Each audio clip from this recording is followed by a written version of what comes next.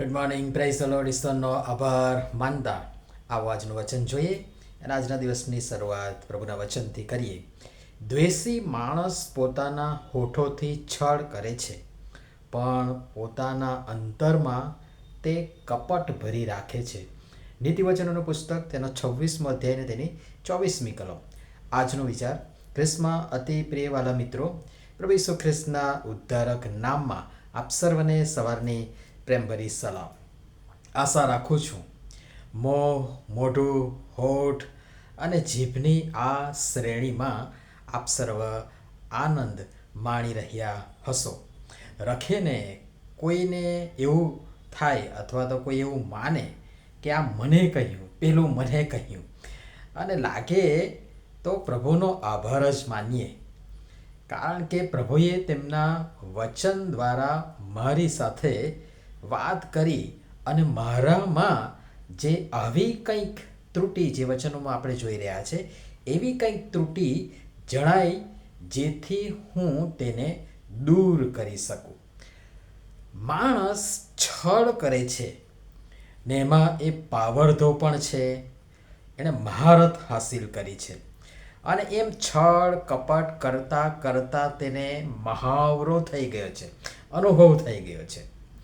એ છળ કરે છે ને તે હોઠ દ્વારા બહાર લાવે છે.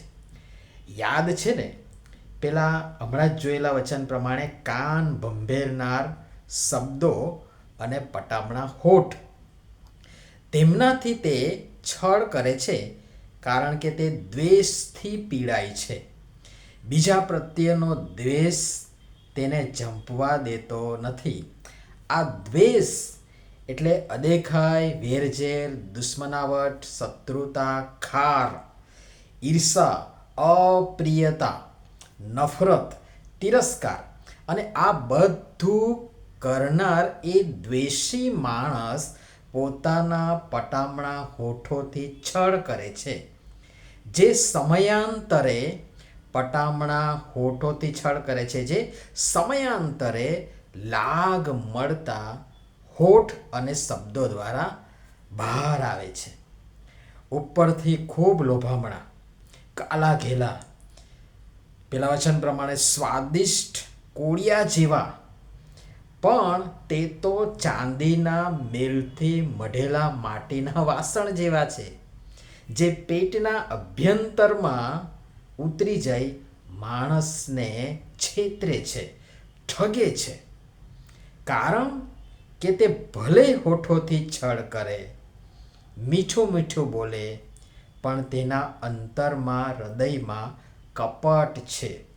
અને તેથી વચન આપણને કહે છે, 26મા અધ્યાયની 25મી કલમ જુઓ તો ત્યાં લખ્યું છે, જ્યારે તે મીઠું મીઠું બોલે ત્યારે તેના પર ભરોસો ન રાખ, કેમ કે તેના અંતઃકરણમાં 7 ગણો કંટાળો આવે એવો મનસૂબો છે.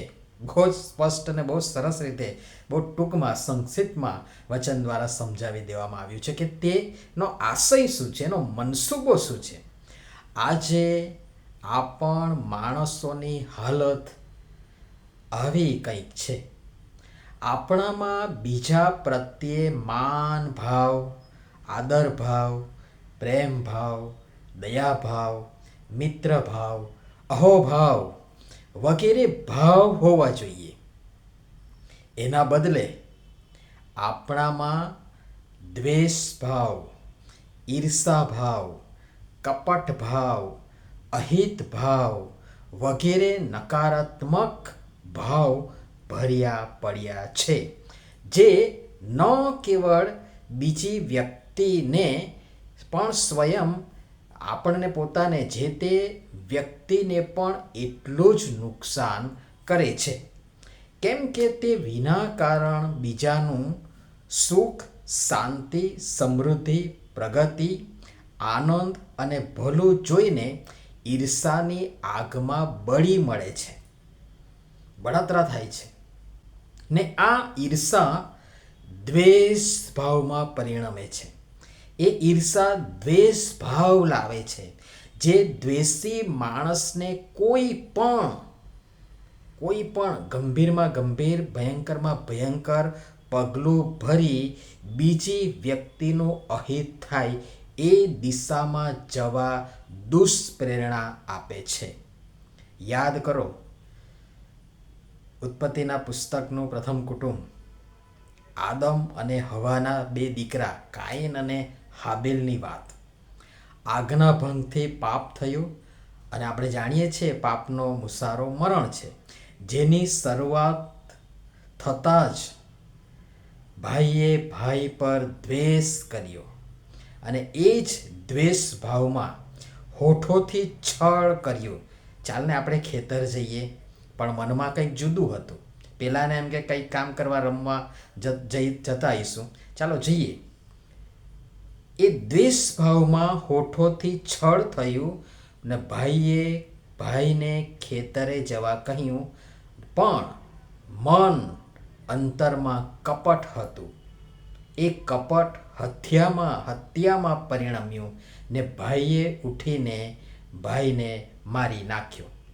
એ દ્વેષ ભાવમાં આપણે દ્વેષી બની રોજબરોજ આવા કંઈ કેટલાય કાંડ કરીએ છીએ.